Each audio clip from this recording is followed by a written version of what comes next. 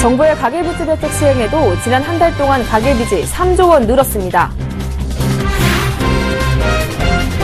삼성그룹이 2018년까지 반도체 단지 건설에 15조 원을 투자하고 현대차도 친환경 스마트카 개발에 13조 원을 투자하는 등 우리나라 30대 그룹이 올해 122조 원가량을 투자합니다. 금융당국이 야심차게 준비한 개인종합자산관리계좌 ISA가 다음 주 출시를 앞뒀지만 당분간 절세 혜택이 큰 서민형에는 자영업자들이 가입을 할 수 없어 불안전하게 출발하게 됐습니다. 오는 5월부터 국제선 유류 할증료에 거리 비례 구간제가 도입돼 운항거리가 가까운데도 더 많은 금액을 내는 역전 현상이 없어질 전망입니다.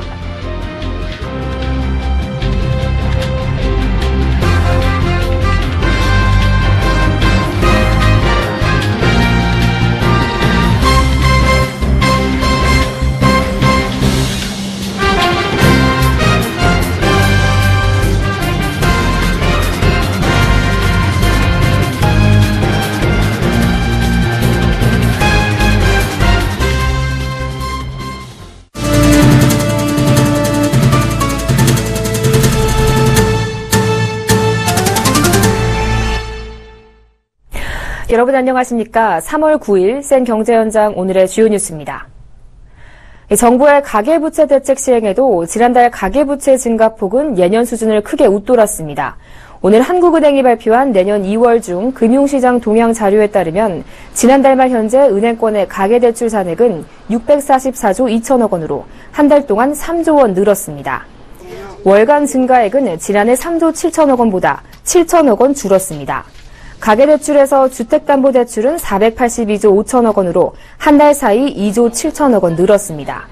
다만 주택거래 위축으로 증가 규모는 작년 2월보다 1조 5천억 원 감소했습니다. 윤대혁 한국은행 시장총괄팀 과장은 지난달 은행의 가계대출은 집단대출의 영향으로 예년 수준을 상회하는 증가세를 이어갔다며 작년 2월보다 줄었지만 증가세가 확실히 꺾였는지는 추이를 좀 더 지켜봐야 한다고 말했습니다. 우리나라 30대 그룹의 올해 투자는 지난해보다 5.2% 늘어난 122조 7천억 원에 달할 것으로 전망됐습니다.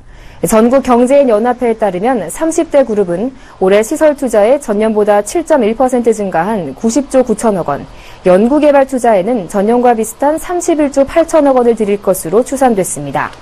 30대 그룹 중 투자가 작년보다 증가한 그룹은 18개, 작년 수준으로 동결한 그룹은 3개, 감소한 그룹은 9개로 조사됐습니다. 그룹별로 보면 삼성그룹은 2018년까지 평택 반도체 단지 건설에 15조 6천억 원을 투자할 계획이고 현대차그룹도 2018년까지 친환경 스마트 차량 개발에 13조 3천억 원을 투자합니다. SK그룹은 하이닉스 반도체 설비 투자로 5조 4천억 원, 텔레콤 망 투자에 1조 3천억 원, 브로드밴드 인프라 투자에 6,500억 원을 투입할 방침입니다. LG그룹은 OLED 시설 확장을 위해 2018년까지 10조 원, 마곡 사이언스파크에 2020년까지 4조 원을 투자하고 롯데그룹은 제2맥주 공장을 짓기 위해 2,600억 원을 투자합니다. 신세계그룹은 면세점 사업을 위해 2020년까지 2,700억 원을, CJ그룹은 콘텐츠 사업을 위해 올해에만 6,700억 원을 투입할 방침입니다. 국민 재산 늘리기 프로젝트라며 금융당국이 야심차게 준비한 개인종합자산관리계좌 ISA가 다음 주 출시됩니다. 임종룡 금융위원장은 이번 주 초 금융당국이 새로운 제도를 완벽하게 설계해야 한다며 철저한 ISA 준비를 강조했지만 당분간 절세 혜택이 큰 서민형에는 자영업자들이 가입할 수 없어 불안전한 출발을 하게 됐습니다. 보도에 정은규 기자입니다. 만능 통장으로 불리는 ISA가 주목받는 이유는 무엇보다 절세 혜택 때문입니다. 금융위는 저소득층에 더 많은 절세 효과를 주기 위해 서민형 ISA도 마련했습니다. 서민형에 가입하려면 근로자의 경우 총 급여액 5천만 원 이하, 개인 사업자의 경우 종합소득 금액이 3,500만 원 이하라는 증빙 자료를 제출해야 합니다. 하지만 자영업자 등을 위한 소득 증빙 시스템이 아직 마련되지 않아 당분간 개인 사업자들은 소득이 적어도 서민형에 가입할 수 없는 것으로 확인됐습니다. 현재 국세청에서 개인 사업자들의 ISA 가입용 소득 확인 증명서를 준비 중인데 오는 5월에나 개발이 완료될 예정입니다. 따라서 개인 사업자들은 자격 요건이 되더라도 당분간 일반형에 가입할 수밖에 없는 상황입니다. 일반형에 가입하더라도 홈택스에서 2년 전 소득증빙 자료를 제출해야 합니다. 근로소득자의 경우 회사에서 원천징수 영수증을 받아 제출하면 당장 다음 주부터 서민형에 가입할 수 있습니다. 지난해 수입이 없는 신입사원이라 하더라도 지급 확인서를 제출하면 됩니다. 은행과 증권사에서는 일단 모든 개인 사업자를 일반형으로 받아 5월 이후 자격 요건이 되는 고객에 한해 서민형으로 전환해줄 계획입니다. 단 은행에서 자동으로 해주는 것이 아니라 해당 고객이 관련 서류를 들고 은행에 방문해야 합니다. 일반형과 서민형은 의무 가입 기간과 세제 혜택 한도에서 차이가 있습니다. 일반형은 의무 가입 기간 5년을 지켜야 세금을 내지 않을 수 있습니다. 반면 서민형은 이 기간이 3년으로 짧은 편입니다. 저소득층의 경우 오랜 기간 돈을 계좌에 묶어두는 것이 어렵다는 점을 감안한 것입니다. 은행과 증권사들은 일반형과 서민형 간 수익률 차이가 있는 것은 아니기 때문에 처음부터 서민형에 가입하지 못한다 해도 금전적인 손해는 없다고 설명합니다. 임종용 금융위원장은 ISA 출시를 이달 14일로 못 박은 뒤 제도 시행 과정에서 보완이 필요하면 적극 개선하겠다고 밝힌 바 있습니다. 하지만 국민재산을 불려주겠다며 전 금융권이 떠들썩하게 준비해온 ISA를 굳이 불완전한 모습으로 시작하는 데는 아쉬움이 남습니다. 서울경제TV 정훈규입니다. ISA 통장, 이 통장 하나로 적금과 펀드까지 한꺼번에 관리해주는 일명 만능 통장입니다. 이 ISA는 절세 혜택이 좋아서 투자자들의 관심도 뜨거운데요. 이에 금융회사들은 각종 경품까지 내걸고 예약 가입을 받고 있습니다. 반면 한쪽에서는 이런 ISA에 대해 불매운동까지 펼치고 있는데요. 무슨 문제가 있는 걸까요? 이보경 기자가 전합니다. 개인종합관리계좌 ISA 출시를 닷새 앞두고 소비자단체인 금융소비자원이 불가입 운동을 시작했습니다. 금융소비자원은 오늘 금융위원회 앞에서 기자회견을 갖고 ISA 불가입 운동과 파파라치 활동을 본격적으로 시작한다고 밝혔습니다. 수수료율, 의무가입 기간 등 소비자가 피해를 볼 수 있는 사항에 대한 자세한 설명 없이 은행의 판촉 경쟁만 가열되고 있어 소비자 피해가 우려된다는 게 불매운동 측 주장입니다. 허술하게 준비하여 시행하면 시장과 소비자에게 혼란과 피해가 확실하다고 보기 때문에 이 제도를 전면 보완해서 시행해야 된다고 봅니다. 사실 ISA는 여느 투자 상품과 같이 투자에 실패하면 원금 손실을 볼 수 있는 상품입니다. 또 수수료율이 기존 상품보다 높을 것으로 예상돼 수수료를 반드시 따져봐야 합니다. 1% 수수료를 내야 한다고 가정했을 때 ISA 투자 운용으로 3% 수익이 났다면 손해지는 순수익률은 2%에 그칩니다. 뿐만 아니라 수익률이 마이너스를 기록해도 수수료는 내야 합니다. ISA 의무 가입 기간이 3년에서 5년인데다 중간에 해지하면 감면받은 세금도 다시 토해내야 한다는 점도 가입 전에 꼭 숙지해야 합니다. 금융소비자원은 섣불리 ISA에 가입하지 말고 제도가 정착된 후에 적합한 상품을 선택해도 늦지 않다고 당부하고 있습니다. 서울경제TV 이보경입니다. 앞으로 해외여행을 할 때 붙는 유류 할증료가 이동거리에 비례해 더 늘어나는 방식으로 바뀝니다. 그동안 지역별로 유류 할증료가 나눠져 운항거리가 가까운데도 동일한 금액을 내는 현상들이 발생해 왔는데요. 5월부터는 운항거리 비례 구간제로 전면 개편됩니다. 김혜영 기자가 전합니다. 인천에서 미국 하와이까지 운항거리는 7,338km, 비행시간은 9시간입니다. 뉴욕까지는 11,070km, 비행시간은 14시간입니다. 두 곳까지 가는 데 드는 유류할증료는 같습니다. 하지만 오는 5월부터 권역별로 부과하던 국제선 유류할증료가 거리비례 구간제로 전면 개편됩니다. 거리가 가까운데도 더 많은 금액을 내는 역전 현상을 없애기 위해서입니다. 항공업계에 따르면 진에어를 시작으로 아시아나항공까지 국적항공사 6곳이 새로운 국제선 유류할증료 체계를 마련해 국토교통부 인가를 받았습니다. 대한항공도 인가 절차를 밟고 있습니다. 또 국적항공사 7곳이 그동안 같은 기준을 적용해 담합 의혹까지 있었지만 5월부터는 각각 다른 기준이 적용될 예정입니다. 항공사별로 기종, 승객 1인당 유류 소모량, 유류 구입비와 유류 구입에 소요되는 제반 비용 등이 모두 다르기 때문입니다. 아시아나항공은 유류할증료를 500마일 미만, 500에서 1000마일 미만 등 거리에 비례해 9개 구간으로 나누고 거리가 멀수록 유류할증료 금액이 커집니다. 진에어는 5월부터 유류할증료를 600마일 미만, 600에서 1200마일 미만 등 6개 구간으로 나눕니다. 업계에선 항공사별로 유류할증료 부과 체계가 달라지기 때문에 소비자는 항공권 구입 시 기종은 물론이고 유류할증료와 세금 등을 포함한 총액을 기준으로 판단해야 한다고 조언하고 있습니다. 다만 현재 저유가 기조가 지속되면서 작년 9월부터 올해 3월까지 국제선 항공권 유류할증료는 0원이었습니다. 7개월 연속 이어진 0원 행진이 4월에도 이어질 가능성이 큰 상황입니다. 이에 따라 새로 바뀌는 국제선 유류할증료 거리비례 구간제는 유가가 상승해 유류할증료 0원 행진이 끝나는 시점부터 적용될 것으로 예상됩니다. 서울경제TV 김혜영입니다.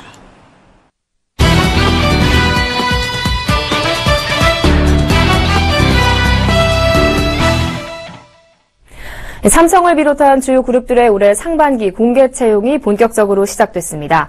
청년 실업 문제가 심각해지고 있지만 올해는 여러 대기업들이 지난해 겪었던 불경기 그리고 계열사 구조조정 등을 이유로 채용을 줄이는 곳들이 늘었습니다. 가뜩이나 취업 문턱이 높아진 상황에서 취업준비생들의 걱정도 해마다 커지고 있는데요.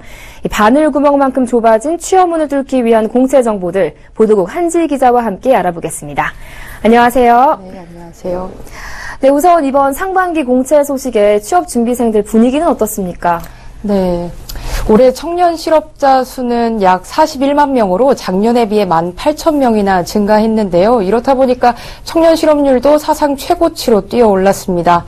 저 같은 경우만 해도 제가 취업 준비를 할 때 친구들하고 좀 공채 일정 언제 뜨나 이런 것들도 많이 검색하고 그랬었는데 올 상반기 공채 정말 취업 준비생들이 기다리던 소식이지만 썩 달갑지만은 않다는 표정입니다. 취업 포털 잡코리아가 국내 500대 기업 중에서 채용 계획이 정해진 86개 회사를 조사한 결과 채용 규모가 5%나 줄어든 것으로 나타났습니다. 불경기로 인해 타격을 받은 건설업과 제조, 금융업이 채용을 크게 줄였습니다. 또 500개 기업 중 112곳은 상반기에 아예 대졸 신입 채용을 안 할 것이라고 했는데요. 이처럼 올해도 채용 한파는 계속될 것으로 전망되면서 취중생들의 부담감은 점점 더 커지고 있는 상황입니다. 네, 채용 규모가 좀 줄었다고 하니까 안타까운데요. 그렇다면 올 상반기 주요 대기업들의 채용 규모와 또 절차는 어떻게 되는지 짚어주시죠. 네, 일단 지난주에 LG그룹과 현대차그룹이 가장 먼저 신입사원 공채에 들어갔습니다. 이어서 삼성, SK, CJ그룹 그리고 이어서 롯데그룹까지 공채 일정을 시작하게 되는데요. 일정들이 좀 어떻게 자세하게 되는지 제가 준비한 표 함께 보시겠습니다. 상위 6개 그룹들의 채용 일정과 올해 특징을 좀 짧게 정리해봤습니다. 삼성은 작년보다 2,000명 정도 채용 규모를 줄였고 학점 제한을 없앴습니다. 또 현대차는 인적성 검사에서 역사 에세이 작성을 실시하고요. SK는 탈스펙 전형인 바이킹 챌린지를 통해 전체 채용 인원의 20%를 선발합니다. LG는 최대 3개 계열사까지 중복 지원이 가능한 데 반해 CJ 같은 경우에는 계열사 간 중복 지원을 할 수 없도록 했습니다. 롯데는 신입 공채 인원의 40%를 여성으로 채용할 계획입니다. 앞서 보신 표 외에 좀 더 특징적인 내용들 더 알아보겠습니다. 삼성 같은 경우에는 작년 하반기부터 직무 적합성 평가를 통과해야만 입사 시험인 GSAT를 응시할 수 있게 했습니다. 현대차는 4월에 자체 인적성 검사 HMAT를 진행하고 1, 2차 면접 그리고 6월 신체 검사를 거쳐 최종 합격자를 선발합니다. SK의 경우에는 열린 채용을 정착한다는 취지 아래 입사 지원서에 외국어와 수상 경력, 업무 경력 스펙란을 삭제했습니다. LG그룹은 적성검사에 포함된 인문 역량 시험에서 한국사와 한자 능력을 평가하는 문제를 출제할 계획입니다. 롯데 같은 경우에는 계열사 간 중복 지원이 안 되고요. 이 CJ는 인적성 검사에 대중문화와 한국사를 연계한 인문학적 지식 문제를 출제한다는 방침입니다. 네, 사실 이 취준생들에게 지금 이 순간 가장 또 필요로 하고 또 원하는 것이 사실 이번 상반기 공채 어떻게 전략을 짜서 성공할 수 있을지일 텐데요. 네, 취업 전략 어떻게 가져가야 할까요? 네, 사실 이 취업을 위한 첫 번째 관문은 바로 자기소개서일 텐데요. 그 인사 담당자들이 자기소개서를 평가할 때 이 지원자를 먼저 만나보기 전에 우리가 볼 수 있는 게 자기소개서잖아요. 그렇다 보니까 조금 더 좋은 인상을 남겨주는 게 굉장히 중요합니다. 전문가들은 최근 탈스펙 채용이 늘고 있기 때문에 자기소개서에 자신만의 이야기를 담아야 한다고 조언했습니다. 이 보기 좋게 잘 쓴 소설보다는 그동안 현장 경험을 하면서 느낀 점, 그리고 이 내용이 자신이 지원한 직무와 어떻게 연결되는지를 보여주는 것이 중요합니다. 예를 들어서 리더십을 보여주고 싶다면 어떤 명언을 가지고 포부를 설명하기보다는 대외 활동으로 얻은 결과를 쓰는 것이 효과적이라는 것이죠. 또 짧은 시간에 인사 담당자의 시선을 끌어야 하기 때문에 매력적인 소제목, 키워드를 자소서 앞머리에 써주는 것도 도움이 됩니다. 그리고 서류를 최종 제출하기 전에 오타나 문법 오류가 있는지 등을 꼼꼼하게 살펴야 합니다. 한 취업 포털 사이트가 기업 인사 담당자를 대상으로 설문조사를 한 결과 무려 79%가 지원자의 실수가 서류 전형에서 부정적인 영향을 미친다고 좀 답했거든요. 혼자 준비하기 어려운 지원자들의 경우에는 또 취업 포털 서비스에서 제공하는 전문가들의 이력서 컨설팅 서비스 보는 것도 유용합니다. 네, 지금까지 보도국 한지희 기자와 함께 올 상반기 대기업 공세 전략에 대해서 꼼꼼히 살펴봤습니다. 오늘 말씀 잘 들었습니다. 고맙습니다. 고맙습니다.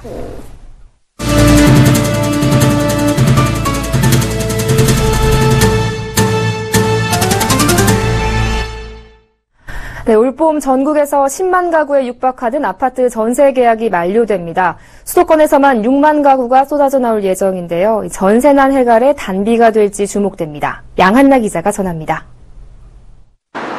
이달부터 오는 5월까지 전국 9만 5천여 건, 수도권 6만 3천여 건의 아파트 전세 계약이 만료됩니다.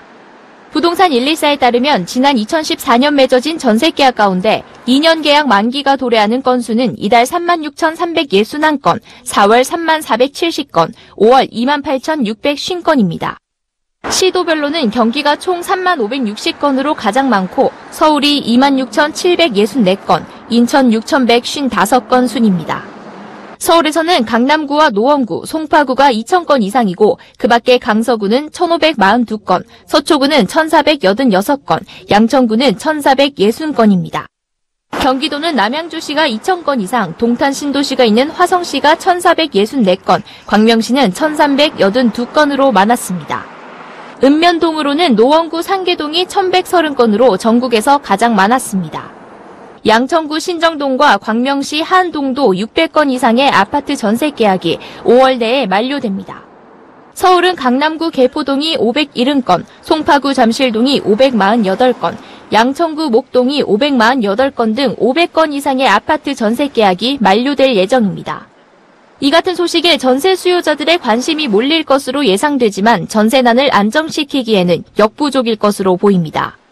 이사철이라는 계절적 성수기 여파로 전세 가격 상승세는 연초보다 조금 더 확대될 수 있겠습니다. 저금리 여파로 월세화가 진행되는 상황에서 높은 전세가율 때문에 최근엔 고중부 월세나 준전세를 받아들이는 세입자가 늘고 있기 때문입니다. 이처럼 준전세 거래량이 확대되며 순수 전세 거래는 줄어드는 탓에 전세 가격 상승폭은 작년보다 둔화될 것으로 예상됩니다. 서울경제TV 양한나입니다. 증권형 크라우드 펀딩 투자 설명회가 열리는 등 최근 크라우드 펀딩에 대한 당국과 업계의 관심이 높아져 가고 있는데요. 커지는 관심만큼이나 다양한 아이디어로 크라우드 펀딩에 출사표를 던지는 업체들이 늘고 있습니다. 김성훈 기자가 취재했습니다. 최소 생산 수량에 맞춰 고객에게 미리 주문을 받고 주문량만큼 제품을 생산해 고객들에게 보냅니다. 최근 카카오가 출시한 메이커스 위드 카카오 서비스의 얘기입니다. 이처럼 사전에 고객을 모아 선주문 후 생산을 해 상품을 제공하는 방식을 보장형 크라우드 펀딩이라고 합니다. 카카오는 이 보장형 크라우드 펀딩에 모바일 경쟁력을 더해 수요를 보다 빠르게 확인하고 다품종 소량 생산을 가능하게 할 계획입니다. 모바일 플랫폼을 통해 재고가 없는 선주문 후 생산 시스템을 구현했고요. 이를 통해서 전통적인 제조업에 활력을 불어넣을 수 있는 소비자와 이용자를 연결하는 서비스입니다. 재고 물량이 없어지면서 제조사의 재고 부담도 덜고 소비자는 재고 비용이 제거된 저렴한 가격으로 상품을 구매할 수 있습니다. 사람들로부터 기금을 모아 후원, 기부를 하는 기부형 크라우드 펀딩에 모바일의 강점을 더한 서비스도 나왔습니다. 카카오의 같이 서비스는 모바일 카카오톡 계정을 사용해 간편하게 기부와 후원이 가능합니다. 500명 이상의 네티즌이 모이면 공익 프로젝트 모금을 진행할 수 있고 기념일 모금함 기능도 신설돼 지인들과 기부를 통해 뜻깊은 기념일을 만들 수도 있습니다. 향후 기부 참여 내용이 카카오톡 프로필을 통해 노출되도록 해 기부 문화 확산에도 기여할 계획입니다. 기존의 증권형 크라우드 펀딩에 보장형 크라우드 펀딩의 형태를 더한 사례도 있습니다. 크라우드 펀딩 업체 와디즈를 통해 펀딩 진행 중인 도시양봉업체 어반비즈 서울은 자체적으로 은행 시스템을 만들어 채권과 이자를 꿀로 지급하는 서비스를 계획 중입니다. 도시양봉을 더 많은 사람들에게 알리고 도시의 생물 다양성을 증진하는 그런 일들을 진행하려고 이렇게 크라우드 펀딩을 진행을 하게 되었습니다. 크라우드 펀딩 문화의 확산이 경제를 비롯한 사회 시스템에 새로운 국면을 가져올 수 있을지 귀추가 주목됩니다. 서울경제TV 김성훈입니다. 네, 지난해 웅진 싱크빅이 약 6천억 원의 매출을 거두며 2009년 이후 처음으로 매출이 성장했습니다. 전자책 대여 사업을 시작하고부터인데요. 학생 수가 지속적으로 줄어들어 교육시장이 정체되자 교육업체들이 교육을 넘어 다른 분야들로까지 사업 영역을 넓히고 있다고 합니다. 조주희 기자가 전합니다. 이보영의 토킹클럽으로 유명한 에듀박스는 지난해 A1N으로 사명을 변경했습니다. 기존에 주력하던 교육 분야를 넘어 사업을 다각화하기 위해서입니다. 지난달엔 건강식품 쌀눈조화를 홈쇼핑을 통해 선보이기도 했습니다. 수험생을 위한 입시 사이트 오르비를 운영하는 교육 서비스 업체 무브는 최근 모바일 게임을 출시했습니다. 앞서 스마트 스터디에서 내놓은 모바일 게임 젤리킹은 누적 다운로드 1,000만 건을 기록하며 인기를 끌었고 최근 출시한 레스토랑을 부탁해도 출시 이틀 만에 앱스토어 무료 게임 1위를 달성하며 흥행을 이어가고 있습니다. 교육업체들의 신사업 발굴이 계속되고 있습니다. 웅진 싱크빅이 재작년 시작한 전자책 대여 사업 북클럽은 큰 호응을 얻으며 지난해 웅진 싱크빅의 실적 개선을 이끌기도 했습니다. 하지만 북클럽이 여전히 교육을 기반으로 한 서비스였다면 이제는 교육업체들이 교육과는 직접적인 상관이 없는 분야들로까지 진출하고 있는 겁니다. 이런 배경에는 출산율 저하에 따른 학령 인구 감소가 있습니다. 통계청에 따르면 초중고 전체 학생 수는 2012년 672만 명에서 2015년 604만 8천 명으로 매년 꾸준히 줄고 있습니다. 사교육 수요가 가장 큰 대학 수학 능력 시험 응시자 수도 2023학년도에는 약 40만 명으로 줄어들 전망입니다. 지난해 수능 응시자는 약 63만 명이었습니다. 교육업체들은 새로운 사업으로의 영역 넓힘이 교육 수요층 감소와는 직접적인 연관이 없다고 말합니다. 하지만 이미 국내 교육 서비스 시장이 포화에 이른 상태에서 교육업체들의 사업 영역 확대는 선택이 아닌 필수라는 평가입니다. 서울경제TV 조주희입니다. 이세돌 구단이 인공지능 로봇 알파고와의 바둑 대결에서 충격패를 당했습니다. 이세돌 구단은 오늘 서울 포시즌스 호텔에서 열린 구글 딥마인드 챌린지 매치 5번기 제1국에서 186수 만에 흑으로 불개패했습니다. 인공지능 로봇이 바둑에서 인간 최고수를 이긴 것은 이번이 처음입니다. 대국 초반 알파고는 빠른 연산과 승부수로 이세돌 구단을 압박했습니다.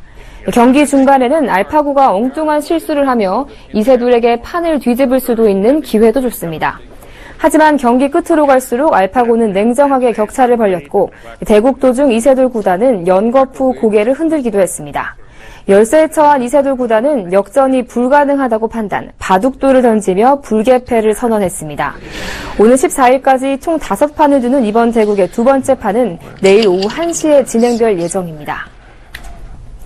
공상과학 영화 속에나 등장할 것 같은 인공지능 로봇이 이미 국내에서도 투자 자문가로 활약할 채비를 서두르고 있습니다.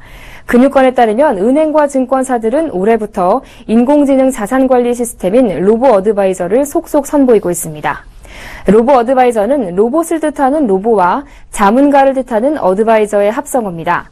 가장 발빠른 움직임을 보인 금융사는 작년 말 QV 로보 어카운트를 출시한 NH투자증권입니다. 이 서비스로 현재 코덱스 200 등 3가지 상장지수 펀드에 투자할 수 있습니다. 은행 중에는 KB국민은행이 올 1월 로보 어드바이저 자문형 신탁 상품인 쿼터백 R-1을 출시했습니다. KB하나은행은 이달 초 사이버 PB를 선보였습니다.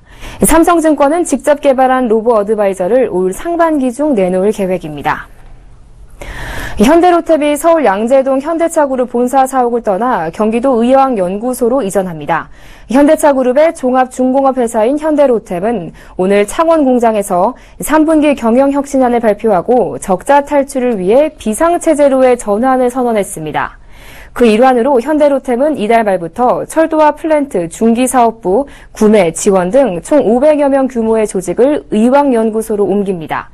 양재동에 있는 서울사무소와 의왕연구소의 사업장 통합 추진은 영업, 구매, 연구소 지원 조직 간 유기적인 협업으로 사업 진행 의사결정을 신속화하기 위한 것이라고 현대로템은 설명했습니다. 특히 영업부서와 연구소 간 소통을 강화해 기존 사업 추진 시 자주 발생하던 설계 변경을 최소화하고 국내외 주요 시장별 최적화 모델을 구축해 수주 경쟁력을 극대화하는 등 시행청과 고객 요구에 신속히 대응할 방침입니다.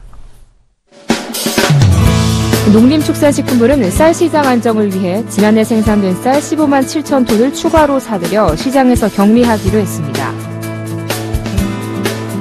북한의 사이버 테러 위협과 관련해 금융전산망 등에 대한 해킹 위험이 고조되자 금융당국이 은행과 증권 등 16개사의 전산 시스템에 대한 긴급 현장 점검에 착수했습니다.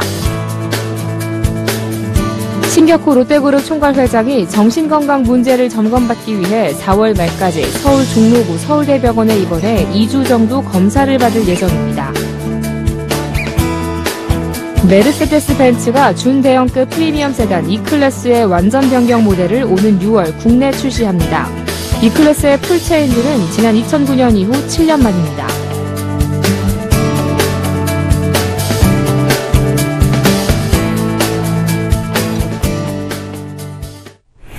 네, 한동안 온 나라를 흔들며 화제가 됐던 인류와 인공지능 간 세기의 바둑 대결.